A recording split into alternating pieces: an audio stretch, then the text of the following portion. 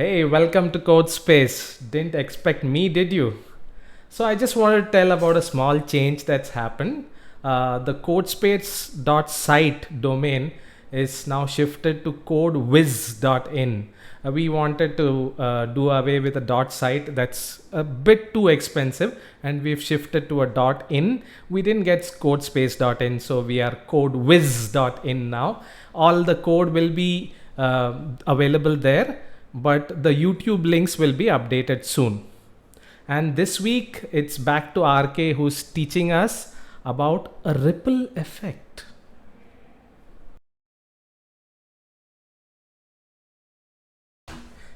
That was beautiful, Ravi. Hey, thanks, man. Yeah. So like you were saying, we'll do some ripples on our on this image. episode today. And what I mean by ripples is, I'm pretty sure you've seen ripple effects on some canvases or Right, some on images some and all. images Right, and all right. of those things. So that's what I want to sort of do this week. Right. So let me just switch cameras over here and show you what I mean by that. Mm-hmm. So when this is like a long time ago in 2002 or something. Wow. I saw this site Huh. where this program was written in C++, and he had like a ripple effect happening on his on an image. on an image. Uh, So I'll just show you what it looked like. This is what it looked like. uh-huh. Now the thing is, the guy who originally wrote this effect or did this is no longer, he doesn't maintain the site any Right, longer. right, But right. this was archived by somebody who,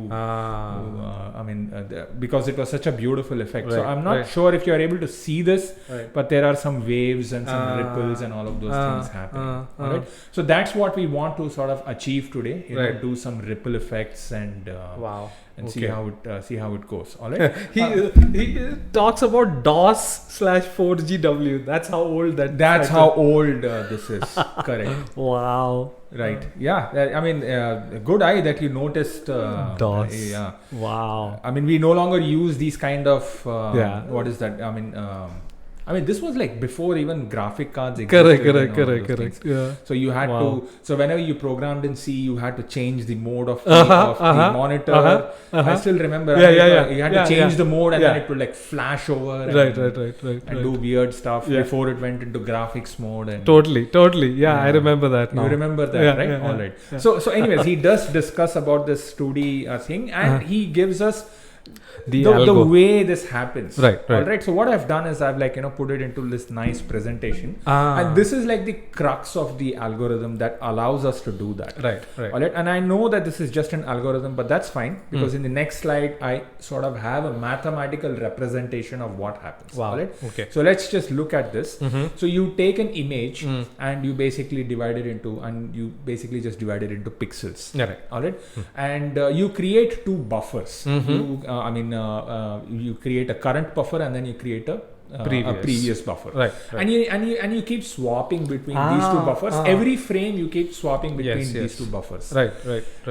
The idea is that the current buffer of x of y, which means the current frame is Right. nothing but a sort of a semi-average of the previous of the neighboring previous, of the pixels. neighboring pixels Right. minus the current buffer. Ah. Alright, so you take the neighboring pixels out of the from previous four buffer. four of them. Four of them, but instead you do divide by two. Okay. All right. If this was a true average, it would be divided by 4. Right. But if this is just divided by 2, so it's like a semi-average. Average. Right. And then you say minus current buffer of Wow. x and y. Okay. All right.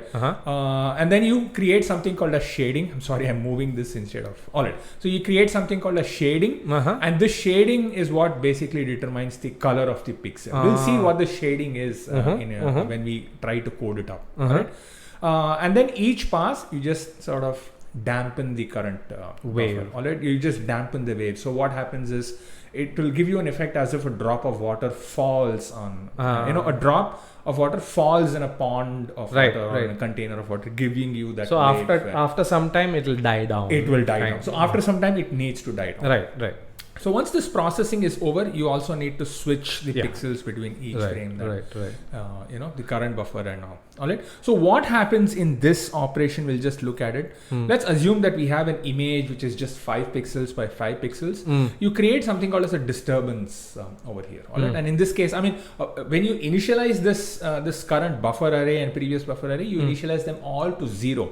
But at some point, let's say on a mouse click, you create something called as a disturbance.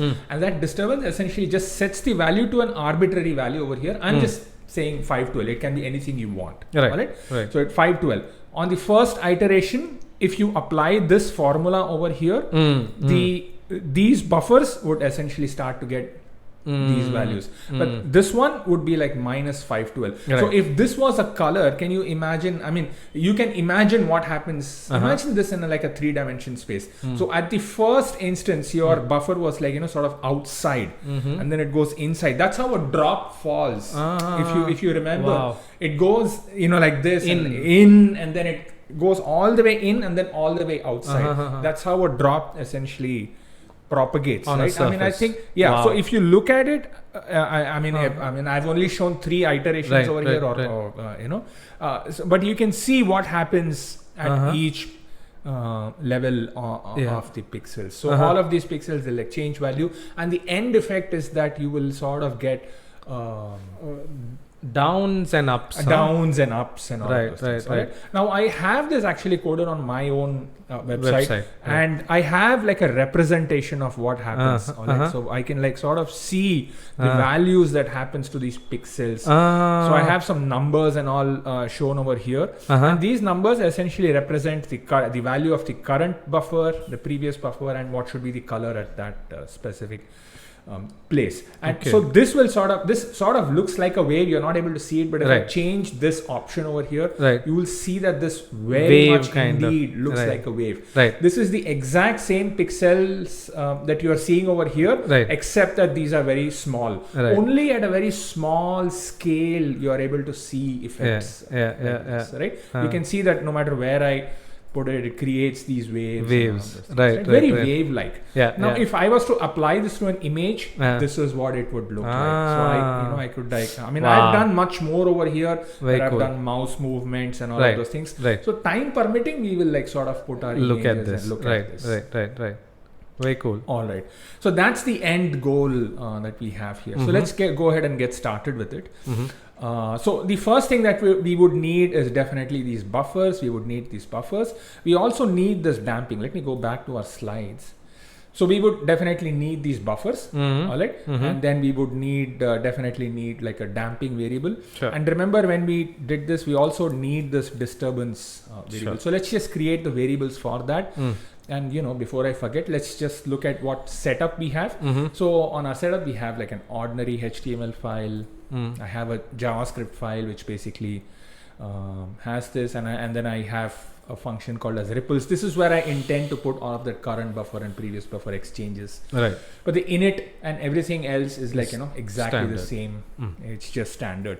So let's just sort of look at what right now there is nothing. The first thing that we would need to do is sort of load the image. And I don't think in any of our episodes we've done anything that involved loading of images. I think we did when we did one of the canvas in one of the episodes we did. But this is the image that we intend to sort of load.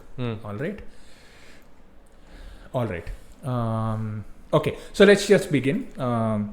So first things first, we would need the buffer and everything. So I'm going to say where current.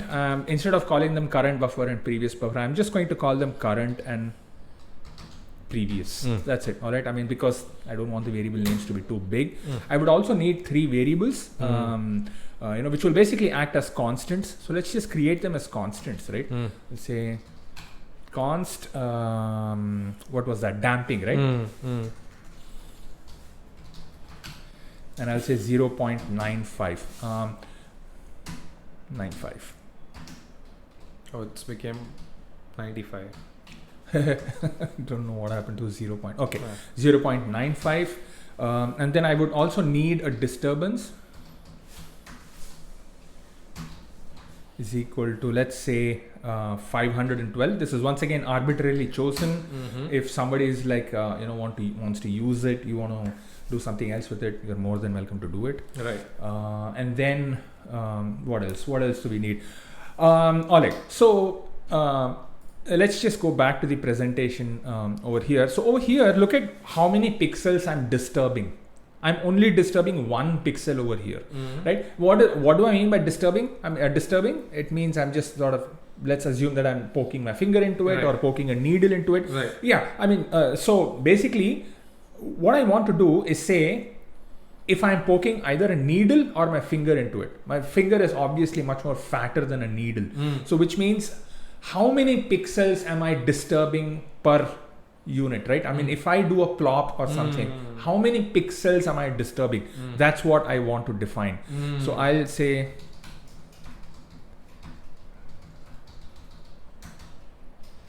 plop size. I'm going to call it plop size. All right. And for now, I'll just say 2, which means, a 2 by 2 pixel I like disturb every time I need to perform a disturbance. All right. So anyway, so I have the current buffer, I have the previous buffer. Now, I also have a couple of variables over here called image data and pixel data. The intention is that I will load the image and I will get the pixel representation of them. I think that this is the first time where we will be loading pixels and we'll be working with pixel representations instead of the whole image itself. Right. Okay. All right. So going back, let's see how to load this image. To load an image in JavaScript, you will have to say, let's create a variable called image object is equal to new image. Sometimes autocomplete is a little bit, yeah. All right. Now, to load an image, you basically have to say image object.src is equal to whatever is the name of the image, right? If I said pebbles.png, this will do it. But remember, if you are serving this over the internet, then it takes time for the image to essentially traverse the network and then come. Whereas things like your scripts and everything are loaded first because they are text and everything. All right. And only after that you make the request. So the good thing to do is to basically start your animation or start your processing of the image only after the image is completely loaded. Right. So for that, JavaScript gives you this thing called as onload, right? And you can say when this image is loaded, then call this function, and within this you can have the processing of the entire image.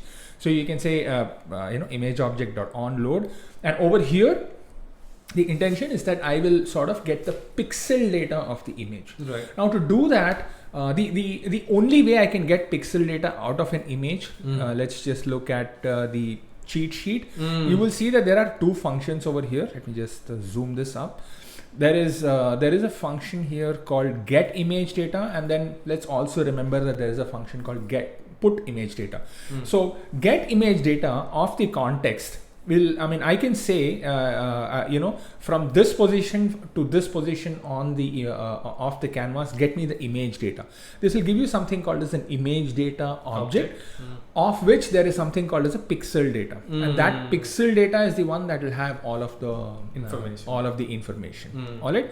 So you can see that the image data is defined over here. It has the width, height, and then you can have something called as the data. This data is actually the individual pixels that you talk about. We'll just talk about this pixels in just a moment. All right. So now I can say, okay, so first things first, so to get these pixels, I need to essentially put the image onto a canvas. And to do that, let's just create our own temporary canvas. Over here I can say let temp canvas is equal to document.create element of canvas. All right, so this will create like a invisible canvas on the document. We're not going to show it anywhere. And basically this canvas has to be of the same width and height as the current canvas width and height.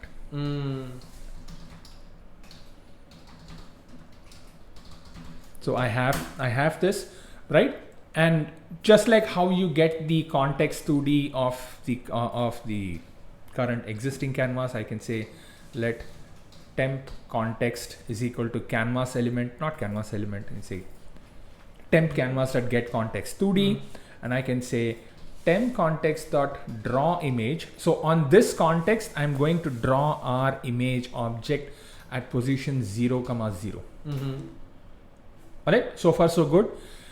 Once I have this, now I need to basically show the pixel data. Now I basically need to fetch the pixel data. And to do that, I can just say get image data. And what will it return? It will return this image data. So I can just say image data is equal to this context dot get image data. Get me from 0, 0 to width, height. Simple as that. Get me all of the pixels that are there on the canvas. So now I have the image data, and then I'll have the pixel data. All right, I'll say pixel data is equal to image data dot data. Okay, so now basically this pixel data is a single dimensional array of all of the pixels of the image. All right, so if let's going back to this, if an image is 2 dimensions where it has a height and where it has a width and a height, a pixel data is essentially just a single dimensional array, which is this is 5 into 5 of 25 pixels of the array size being 25 pixels. That's what it essentially means. All right. Yep. Now, what does each pixel? What is the data within each pixel? That also I think it is very important to highlight. Each pixel has 4 values. All right, the red component, the green component, the blue component, and then the alpha component. Correct. So each pixel has 4 components in it. Or if this, or to say it in other words, let's say the image was just 5 pixels by 5 pixels, then this pixel data would be 25 into 4, 100 pixels, where 100 each bytes. Yeah, I mean 100 array size. The size of the array would be 100, where each 4 of those arrays would represent 1 pixel. That's what this pixel data has. Got it. All right. So now we have the pixel data, and now what we can do is we can, now remember, now the image is loaded at this point, the canvas and everything is loaded. At this point, I can just say ripples, right? I mean, I can just basically call this ripples function. I can just call this. All right. And now that I have the image data, and that the image data is and then now that I also have the pixel data on the current context, I can just say context dot put image data, right? I mean, what was it called? Yeah, it was just called put image data. Let's say context.put image data. I'm sorry, I'm repeating myself. What image data? It would be this. And I am going to have to say, put it at 0, 0, which means just put it at the very top. Put it at the very top. Let's see if that works, right? So there you go. That's how, I mean, it looks like a lot of it looks like a lot of work to essentially get this very simple image drawn onto a canvas. But the reason why we did this in this way is because we wanted that pixel representation to be done over here. All right. I'm just going to check something. All right. The thing is, I mean, I need to keep checking if the mic is working. We've been having some USB issues.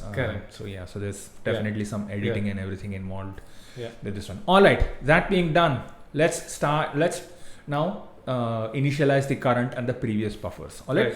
Now, just because the pixel data is like one straight line of pixels, it doesn't mean that everything else has to be. It doesn't mean that the current and the previous buffer have to be also single dimensional arrays. So let's make them as 2-dimensional arrays, and let's do it before we do the ripples. And because this one single anonymous function has become already too big, I'm just going to say I'm going to create a function called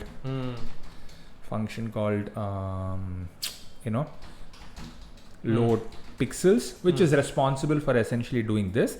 And at the very end of its thing, it will just call the ripples. And over here, I'll just say load pixels. Essentially the same thing, but I want my init function to be very nice and neat and just initialize things that it needs. Load pixels is responsible for loading everything. And over here, let's just create the current and the previous buffer. And to do that, I think it's very easy. Let I is hold on, we haven't initialized them. I can say current is equal to new array.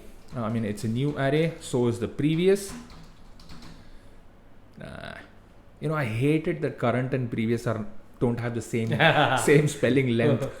Anyways, so I is equal to 0, I less than, it should be width of the canvas, I plus plus,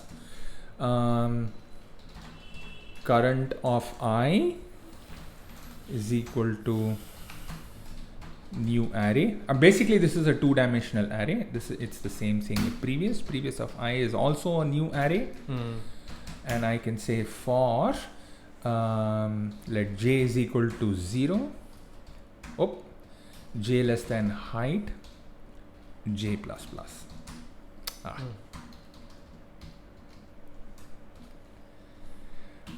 And then I can just say current of I of j is equal to 0. Remember, we are initializing them all to 0. I just say previous of I of j. That's it. So they are initialized. It calls the ripples function. The ripples function does the put image data, request animation frame, and the ripples is essentially our what do you call it? That's essentially our loop function. That's basically every frame is calculated, and like it is shown over here, we basically need to do this for each and every iteration. All right, so let's just do this. We've done it. I do believe we've done this like a million times before, but yes, once again, I'm just going to copy this just for the loop. I'm just going to copy this just for the loop. All right, and close it over here. Now let's do it. All right, what does it say? Current buffer of x of y, x of y is equal to previous buffer of x excuse me, x minus 1 of y. All right, now remember, we are doing this for every row and every column, so we basically start at 0 and then we end at the very end of that this thing. But if we start at 0 and if I say x minus 1, it will give me minus 1, basically array index out of bounds. That won't work. So just to make our lives a little bit easier, I'm going to start it with 1. Right. You could do something like, if x minus 1, check and all of those things. Not required. It makes the code a little bit convoluted. Yes. So I'm not a big fan of that. Easier. All right. Yeah. So we are just going to go. So we are not going to be checking for the edges essentially, but you will see that it probably doesn't matter. Yeah. All right. So all I have to say is current of I of j is equal to exactly how that's been prescribed for us, right? Is equal to previous of I minus 1, right? That's how previous of I minus 1 of j. Is it plus? Yes, plus I plus 1 of j, I j plus 1, and then let me just say j minus 1. Just so that we are consistent with the with this one, and then this would be divided by 2 minus current buffer, so minus current of I of j. All right. What is this? We don't need this. All right, I'm also going to make just going to make this a little bit easier to read. I'm hoping this is indented well. All right. All right. So I have that. What's the next statement? Basically, you will require something called a shading. All right. And shading is nothing but this formula over here. All right. So instead of shading, we would also we would need shading. Okay. Basically, let's just get the shading done with. All right. So all it says is that shading is nothing but current of I minus 1 minus current of I plus 1.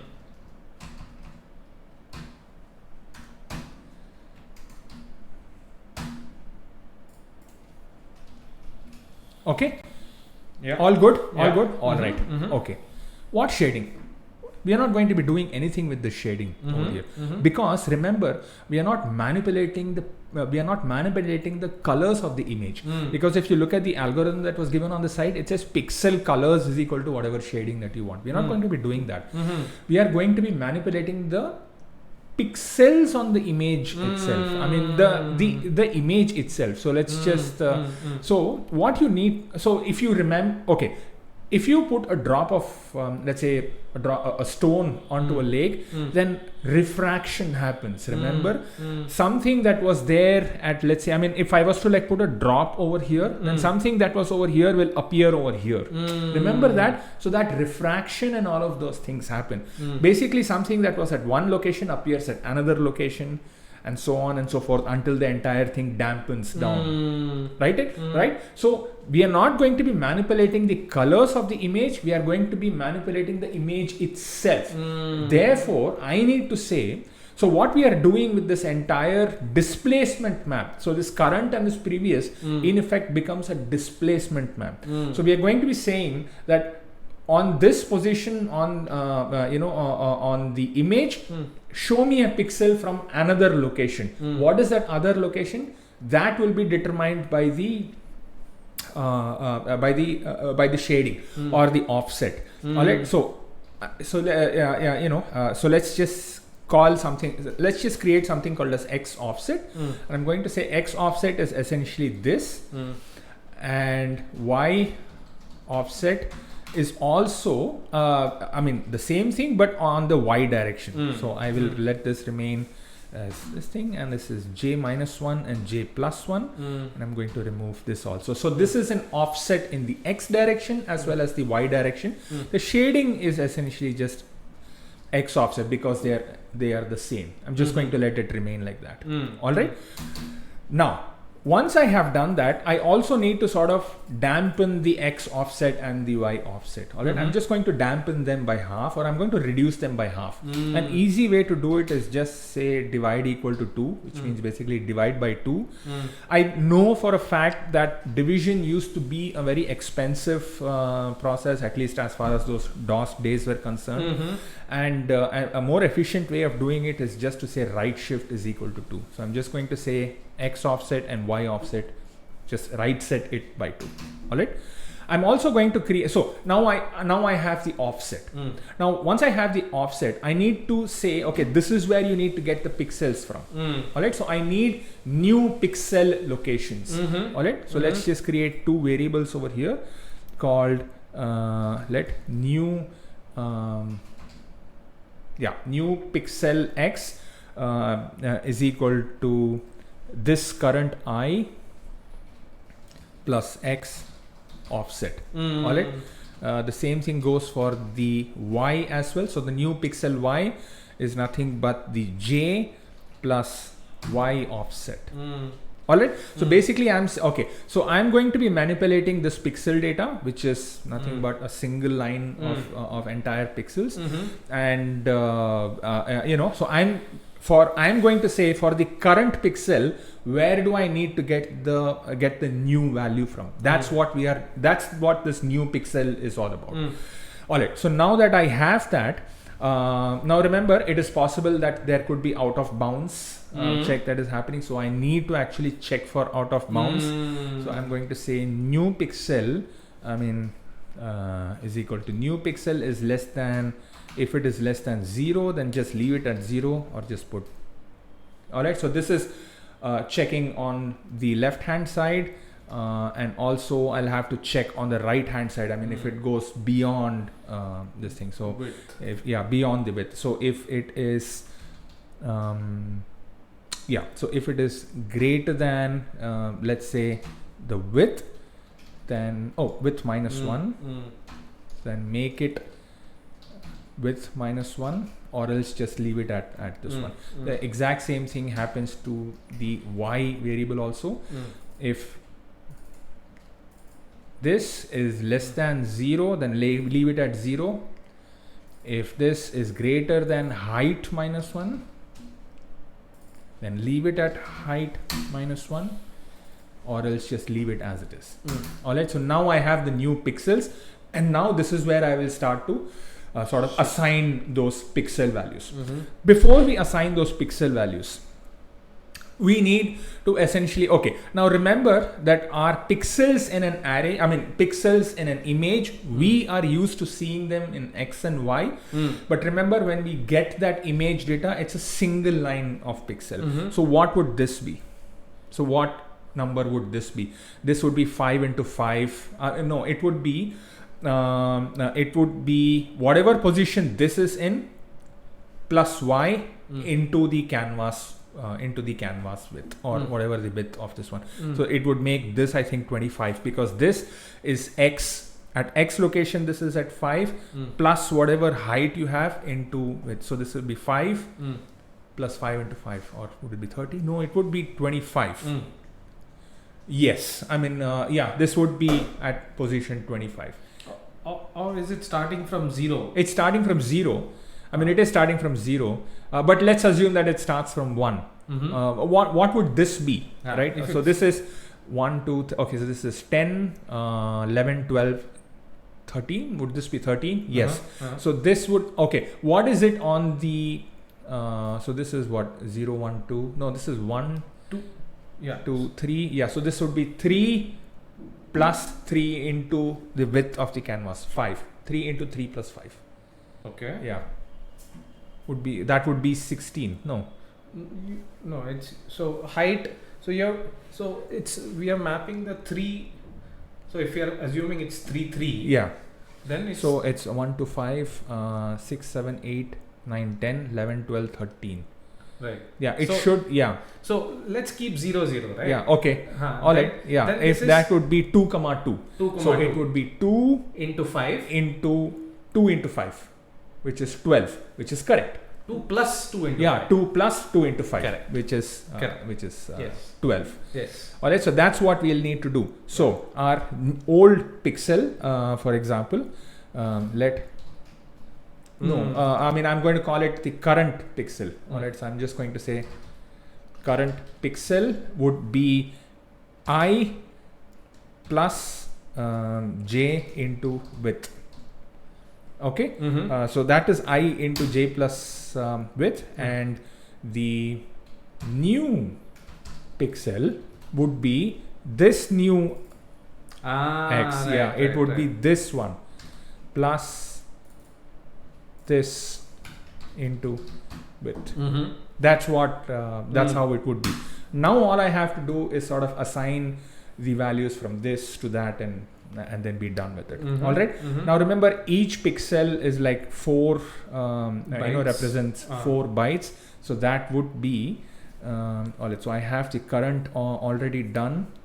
Oh, you know what, I would also need something called as original pixel data. Now the reason for that is because I only have the current pixel data, but I don't have the a representation pixel data. So I'm going to create another variable called orig pixel data, which will be nothing but the pixel data. So I'm just going to assume that if I was to do something like this, it would just copy all of the data and put it into this orig pixel data. Right? So I'm hoping that this creates a copy and maintains an original copy. All right, let's see. So I have this, so I can just say pixel data is equal to original pixel data of pixel data of current pix plus 0 is equal to original pixel data of new pix plus 0. And I need to do this 4 times because the first one is the red component. I need 0, 1, 2, 3. The same thing goes over here. Got it. All right. Once you are done with this, remember our original algorithm states that you also need to do this dampening thing. So which would mean that current of I of j is equal to the same current of I of j into whatever damping we have. Whatever damping we have defined over here. All right. And I think, yeah, I mean, okay. So just to make sure that we haven't broken anything, let's just run it and see what happens. All right. So there you go. Image object is not defined at load pixels. Ripples.js 38. Let's see. At 38, image object. Oh, I put it into this load pixel, so which means I'll have to make this image object as a global variable, right? Because I'm accessing this in a different function altogether. Yeah, all right. So let's just do that, right? So there you go. So we haven't done anything. Right now, the calculations are definitely happening, but you won't see any ripples or anything happening because we haven't disturbed it. All right. So let's do that, right? After we have loaded the pixels, after we have done this, okay, I'm just going to create a function over here and I'm going to call it plop, right? And what does the plop represent? I mean, it represents basically a disturbance, you know, wherever disturbance happens. All right. Let this plop get an x and y location. Basically, that's the x and y. Yeah, I mean that's the x and y on the image itself. All right, and we can say for let me just copy this.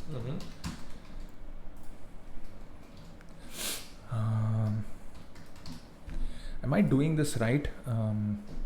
Or do you just need to put it? Yeah, I mean, I just need to make sure that I put this previous value as 512. I mean, basically make that disturbance at that specific location on the image. All right, I think I get it. So I can just say while I is equal to x minus plop size, which means, all right, so only those very specific pixels at that location, I is less than x plus plop size. X plus plop size. Yes. And the same thing goes for j as well. Should say y minus plop size. J is less than y plus plop size j plus plus, and all I have to say is say previous of I of j is equal to disturbance. All right. So I now have a plop function that can like sort of plop something somewhere. I'm calling the ripples function that will basically start this thing. And just to make sure that we have this right, I'm just going to say set timeout, call the plop function at let's say 50, 50. Let's say 50, 50, and call it after let's say 2 seconds. So after 2 seconds, we should see a plop happening. I am not entirely too sure about this this syntax, but let's just see what happens. So that's 1, 2. Come on, give me a plop. Did something happen at all? Am I over here? So after much debugging, we found out that this one, I mean, the reason why it is not working is because this original pixel data is equal to pixel data doesn't really work. Right. Original pixel data just basically just has like a reference to the old pixel data. Right. So therefore, it cannot work. Right. So we are basically just going to, have to create pixel data as an array. So we'll just say new array. So as soon as all of the pixel data is loaded, we'll just sort of create an actual copy. Right. I'll just say let I is equal to 0. I mean, thank God it's a single dimensional array because I just have to deal with one for loop here. And I can say I less than pixel data dot length I plus plus, right? I mean, all I have to now say is orig pixel data of I is equal to pixel data of I. So this will basically create like a 1-to-1 copy instead of just having a reference. This is called, I think this is called the deep copy or something, as opposed to a shallow copy. Or So something like yes, yeah. I mean, yeah. So I'm the not idea sure. of deep copy and shallow copy is relevant when you're copying objects. So Correct. when you say deep copy, it will create. I mean, it will copy the objects and their children and their children and children and so on and so Right. forth. Basically, Right. like a recursive thing. Ah. But yeah, so in a sense, this is deep copy Right. because it does copy all of the original Right. data. I think one thing we've forgotten is what do we do with the shading, right? I mean, we do need the shading, Correct. and Correct. in that we just basically need to add it to this assignment over here. So that Okay. is what we use the actual X Okay. offset for. Another Uh-huh. thing we have completely forgotten is that these pixels are essentially, I mean, each pixel It's 4 bytes. Yeah, I mean, it's 4 bytes. So we need to multiply this entire thing by 4 bytes. I mean, by Then 4. we'll get each pixel boundary starting. Each pixel boundaries. Right. Correct. Right. And I'm going to do the same thing over here. Mm. All right. So another thing that we forgot was this one. We should not assign it from this one. Alpha is always 255, so we'll just let it remain as 255. We've done the damping. We've put the image data. One thing that we forgot was, I mean, we've mentioned it over here. Switch the pixels every frame. We forgot to do this switch. Yes, we haven't done that. Yeah. So I'll say let temp is equal to previous. I mean, I'll just basically do this. Current is equal to previous. Oh no, previous is equal to current.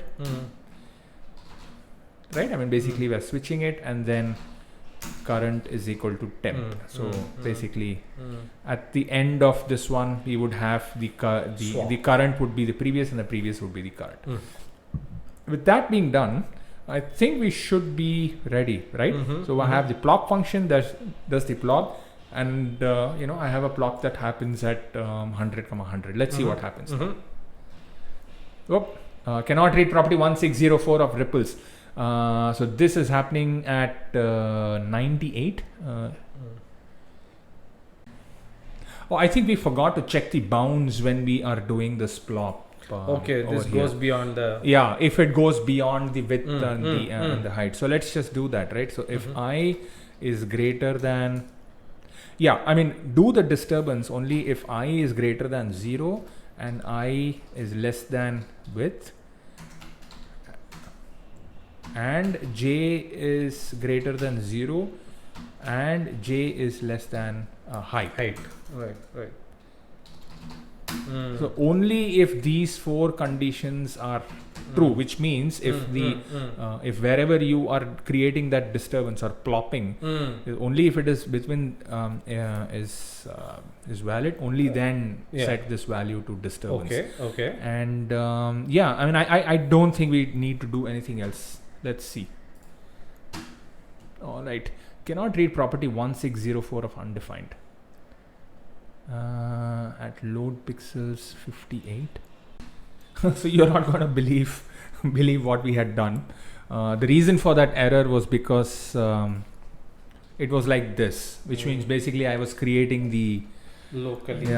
Creating it locally each time. I mean, this is a global variable, so I should just let it be like this. Right. And then so all of the changes remain the same. Right. I mean, we have this bounds check happening over here, and we've added the shading over here, and then we've changed this like that. We've done the swap, and there you go. So once you do this, you can see the wave happening. Very nice. Right? Wow. Right? Just amazing, this effect. This is yes, it is. And so now what we can do is we can have this at set timeout, right?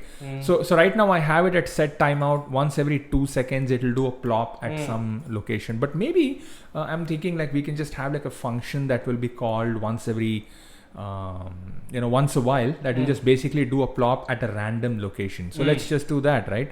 I'm going to create a function called raindrops. I'm going to call it raindrops because it basically just simulates this thing. And I'll say I'll say let x is equal to parse int of random between 0 and width, right? So a random position between 0 and width, and y is equal to % of a random between 0 and height. And I can say plop what? Plop at this random x and y location, right? I mean, which will basically call this disturbance and everything. And then what? I mean, and then I can just say set timeout raindrops. Let's say every 200 milliseconds it will call this. It will call itself.